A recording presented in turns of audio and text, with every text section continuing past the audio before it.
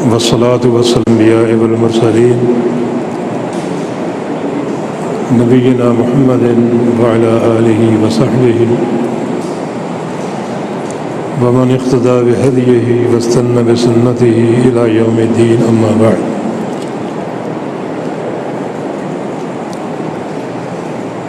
شروع رمضان سے اس وائرس کے ساتھ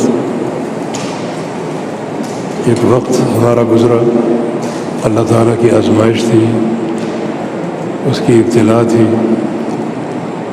اللہ تعالیٰ نے صبر دیا اور بحمد اللہ میں بھی، میرا بیٹا بدی الدین اور میری بیٹی تینوں روح بصحت ہیں. جو اس مرض کی علامات تھی وہ اللہ نے ختم کر دی.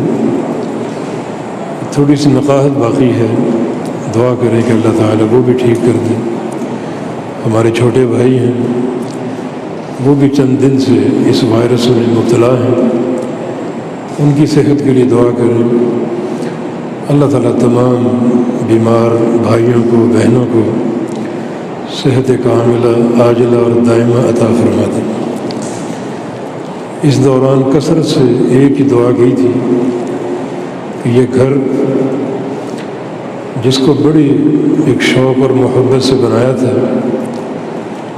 اللہ تعالیٰ اس کا دروازہ ہم پر بند نہ کر دے، ہمیں اس گھر کی حاضری سے محروم نہ کرے. اللہ تعالیٰ نے دعا سن لی. 2 دن سے ہمارے ڈاکٹروں نے یہ آئسولیشن ختم کروا دی ہے اور میل جول کی اجازت دے دی ہے. اللہ رب العزت ہمارے تمام بھائیوں کو، دوستوں کو صحت اور عافیت کے ساتھ رکھے. اس وقت ایک حدیث آپ کو سنانا چاہتا ہوں جس پر عمل کی تکمیل رمضان میں ہوتی ہے. الترغیب و ترہیب ایک کتاب ہے امام منذری رحمہ اللہ کی، جس میں صحیح سند کے ساتھ یہ حدیث ہے. ایک شخص رسول اللہ صلی اللہ علیہ وسلم کے پاس آیا اور آ کر ایک سوال کیا. یہ صحابہ کرام کی برکتیں ہیں جو ہم تک پہنچتی ہیں. بڑے وہ عظیم الشان سوال لے کر آیا کرتے تھے اور اللہ کے نبی صلی اللہ علیہ وسلم جواب دیا کرتے تھے، اور ان کے سوالات کی بدولت ہمیں ایک بڑا بہترین علم حاصل ہو جاتا ہے. اس کا سوال یہ تھا کہ ارأیت ان شہدت ان لا الہ الا اللہ، یا رسول اللہ صلی اللہ علیہ وسلم اگر میں یہ گواہی دوں کہ اللہ کے سوا کوئی معبود نہیں ہے اور اس گواہی پر قائم رہوں، وَأَنَّكَ رَسُولُ اللَّهِ، اور یہ بھی گواہی دوں کہ آپ اللہ کے سچے رسول ہیں. ان 2 گواہیوں پر قائم رہوں، اللہ تعالیٰ کی توحید کی گواہی اور آپ کی رسالت کی صداقت کی گواہی. اور وصلیت الصلوات الخمس، 5 نمازیں ادا کرتا رہا. اور وأدیت زکوٰۃ مالی، اور اپنے مال کی زکوٰۃ دیتا رہا. یہ 4 باتیں ہو گئی. آخری جو 2 باتیں ہیں ان کا تعلق رمضان سے ہے. وصمت رمضان وقمتہ، رمضان کے روزے رکھوں اور راتوں کا قیام کروں. تو ممن انا، میرا شمار کن لوگوں میں ہوگا، میں کن لوگوں میں گنا جاؤں گا. رسول اللہ صلی اللہ علیہ وسلم نے کیا فرمایا؟ من الصدیقین والشہداء، یہ سارے کام انجام دینے پر تم صدیقین میں شمار ہوگی اور شہداء میں شمار. یہ اللہ تعالیٰ کی توحید کی گواہی اور نبی علیہ السلام کی رسالت کی گواہی. اور پھر نمازیں قائم کرنا اور زکوٰۃ دینا. اور ساتھ یہ دو کام، رمضان کے روزے اور رمضان کا قیام، اگر زندہ ہو تو بھی تمہارا شمار صدیقین اور شہداء کے ساتھ ہوگا، اور اگر فوت ہو گئے تو بھی اللہ رب العزت تمہیں اس زمرے میں شامل فرما لے گا، صدیقین کا زمرہ اور شہداء کا زمرہ۔ صدیقین جن کے سرخیل ابو بکر صدیق رضی اللہ تعالیٰ عنہ، اور شہداء کا طبقہ جن میں سید الشہداء امیر حمزہ ہوں گے، سعد بن معاذ ہوں گے، جن کی وفات پر اللہ تعالیٰ کا عرش ہل گیا، اور بڑے بڑے جلیل القدر صحابہ۔ تو یہ کام اگر تم انجام دیتے رہے تو اللہ تعالیٰ تمہیں صدیقین اور شہداء کے زمرے میں شامل فرما لے گا۔ تو یہ سارے کام ان کے مواقع موجود ہیں۔ توحید کی گواہی بھی ہم دیتے ہیں، نبی علیہ السلام کی رسالت میں گواہی دیتے ہیں، اور پھر نمازوں کی اقامت ہے، زکوٰۃ بھی اللہ کی توفیق سے ادا کرتے ہیں۔ باقی یہ دو کام ہیں، رمضان کے روزے اور رمضان کا قیام۔ روزے بھی رکھتے ہیں، تھوڑی سی قیام میں سستی ہوتی ہے، وہ حاضری جو رمضان کے شروع میں دیکھی جاتی ہے مساجد میں، وہ دن گزرنے کے ساتھ ساتھ ختم ہوتی جاتی ہے، اور اس میں کمی واقع ہوتی رہتی ہے۔ علامہ ابن رجب رحمہ اللہ مقدسی بغدادی بہت بڑے محدث تھے، ان کا قول ہے کہ رمضان میں دو جہاد ہیں اللہ کی طرف سے، ایک جہاد کا تعلق دن سے ہے اور ایک جہاد کا تعلق رات سے ہے۔ دن کا جہاد روزہ ہے، اور رات کا جہاد یہ تراویح کی نماز ہے، قیام اللیل ہے۔ یہ دونوں جہادوں کے لیے مستعد رہیں۔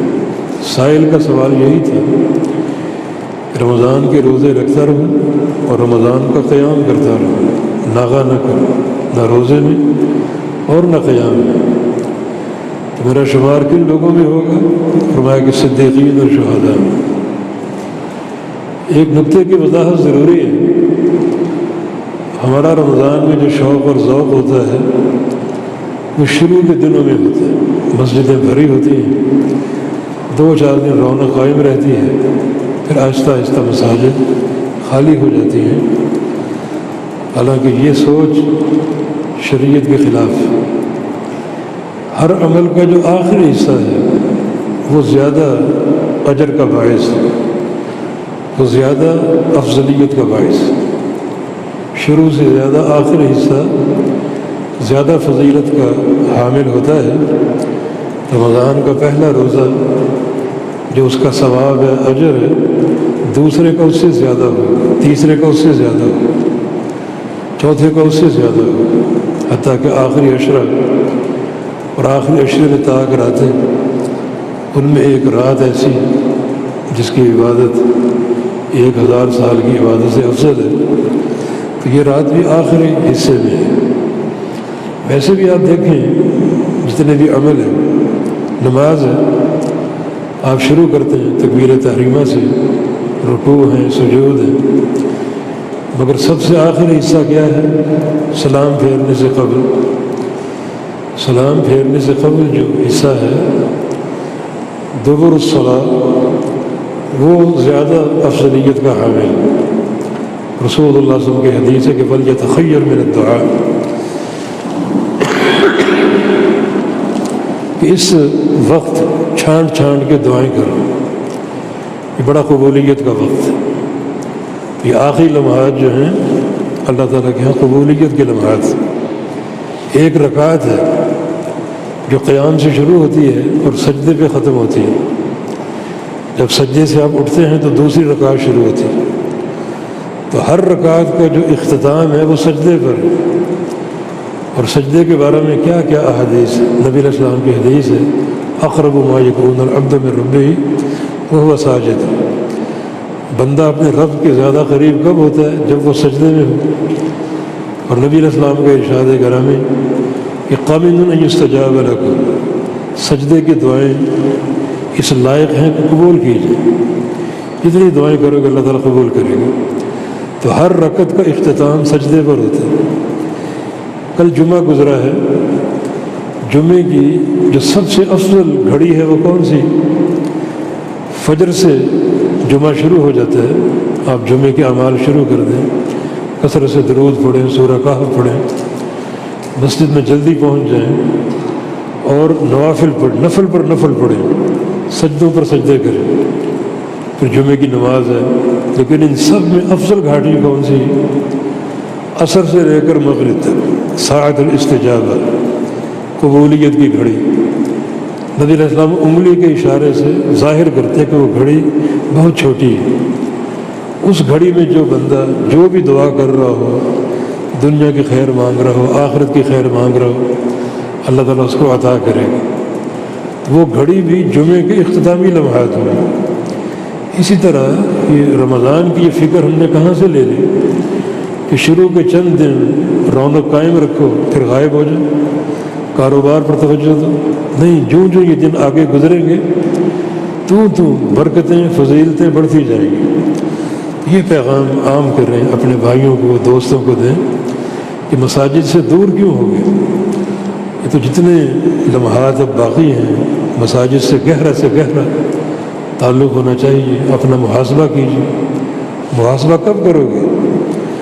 جب رمضان گزر جائے گا تب کرو گے. تب پچھتاوے کے علاوہ کچھ نہیں ہو کہ ہم نے سب کچھ کھو دیا، محروم ہو گئے. اب یہ محاسبے کا وقت ہے. اللہ پاک توفیق دے.